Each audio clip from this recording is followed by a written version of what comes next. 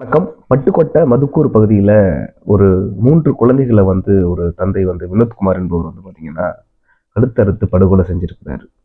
காரணம் மனைவியினுடைய நடத்தையில இன்னொரு ஒருத்தர் கூட தொடர்பு இருந்ததுனால தன்னுடைய குழந்தைகளை அவர் கொன்று இந்த மாதிரி ஒரு இதை பண்ணியிருக்காரு. எப்படி மனசு வந்ததுன்னு தெரியல. எந்த மாதிரியான பிரச்சனைகளை அவர் சந்திச்சாருன்னு தெரியல. மனைவி இன்னொருத்தர் கூட போயிட்டாரு அப்படிங்கிறது ஒரு பக்கம் இருக்கட்டும். எதனால போனாங்க அப்படிங்கிறது ஒரு புறம். இதுக்கெல்லாம் காரணம் என்ன? அதையெல்லாம் சரி செய்யறதுக்கு தான் ஒரு ஆண்மகனோட வேலை. இதெல்லாம் இன்னைக்கு நிறைய விஷயங்கள் நடக்குது. இப்போ பார்த்தீங்க அப்படின்னாக்கா சோசியல் மீடியா, சமூக வலைதளங்கள் ஒரு பக்கம்.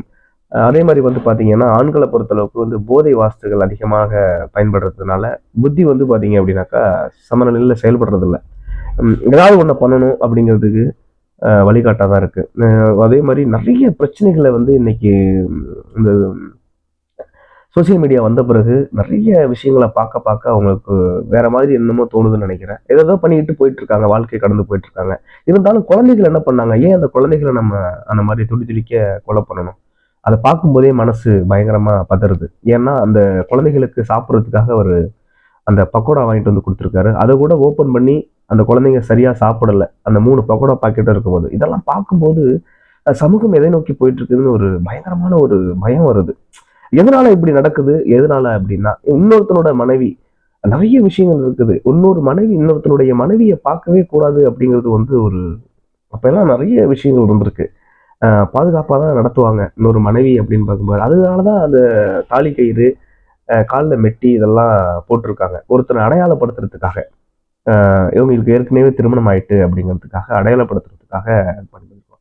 இந்த மாதிரி ஒரு குறுகிய மனப்பான்மையில இன்னொருத்தனு கூட பழக்கத்தை வச்சுக்கிட்டு தன்னுடைய குழந்தைகளை கொள்ற அளவுக்கு மனைவி தன்னோட கணவனை தூண்டினதை தான் நான் சொல்லுவேன். ஏன்னா எத்தனையோ முறை போய் அவர் வா என் கூட வாழலாம் அப்படின்னு. ஏன்னா குழந்தைகள் மேல ஒரு பற்று இருக்கணும் எப்பொழுதுமே. இது கூட பாத்தீங்க அப்படின்னாக்கா அபிராமி பண்ணது மாதிரி தான் இதுவும் இருக்குது. ஏன்னா இது கிராமப்புறங்கள்ல இந்த மாதிரி நடக்கும்னு எதிர்பார்க்கவே இல்லை. ஆனா கிராமப்புறங்களே இவ்வளவு மோசமாயிடுச்சு அப்படின்னா ரொம்ப மனசு வருத்தமா இருக்கு. ஏன்னா இந்த குழந்தைகளுடைய வாழ்க்கையை வேற மாதிரி எத்தனையோ குழந்தைகள் எத்தனையோ அப்பா அம்மாக்கள் இல்லாம வளர்ந்துட்டு இருக்காங்க. அதே மாதிரி அப்பாக்கள் மட்டும் குழந்தைய வளர்க்குறாங்க. அதே மாதிரி பெண்கள் மட்டும் குழந்தைய வளர்க்குறாங்க. சிங்கிள் பேரண்ட் அப்படிங்கிற மாதிரி வளர்த்துக்கிட்டு இருக்காங்க. இந்த மாதிரி வளர்க்க முடியலைன்னா கூட, ஃபினான்சியலா கஷ்டம் இருந்தா கூட யாரோ ஒருத்தரோட உதவி, ஒரு ட்ரஸ்ட், ஒரு ஹோம், ஏதோ ஒரு இடத்துல போய் உதவி கேட்டு என்னோட குழந்தைகளை என்னால பராமரிக்க முடியல, தயவுசெய்து இந்த குழந்தைகளை நீங்க பராமரிங்க அப்படிங்கிற மாதிரி கூட நம்ம முடியாத பட்சத்துக்கு கை தூக்கிட்டு போயிட்டே இருக்கலாம். ஆனா இது கொலை தான் செய்யணும் அப்படிங்கிறது வழி கிடையாது. அந்த பிஞ்சு உயிர்கள் எப்படி கஷ்டப்பட்டு போயிருக்கோம். அதை பார்க்கும்போதே மனசு பதறுது. எதை நோக்கி இந்த சமூகம் போயிட்டு இருக்கு அப்படிங்கிறது தெரியல. இந்த சமூக ஊடகங்களால இந்த மாதிரி வாழ்க்கை தரம் மாறுதா, இல்லை இந்த கஞ்சா இந்த மாதிரியான போதை வாஸ்துக்களால வாழ்க்கை தரம் மாறுதான்னு தெரியல.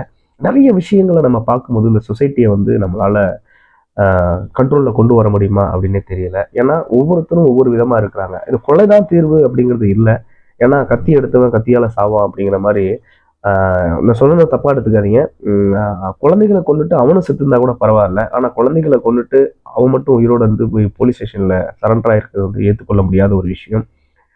வாழவே முடியல அப்படிங்கிறத பட்சத்துல நீ அந்த மாதிரி கூட பண்ணியிருந்தா ஏற்புடையதாக இருந்திருக்கும். தவறாக நினைக்க வேண்டாம்.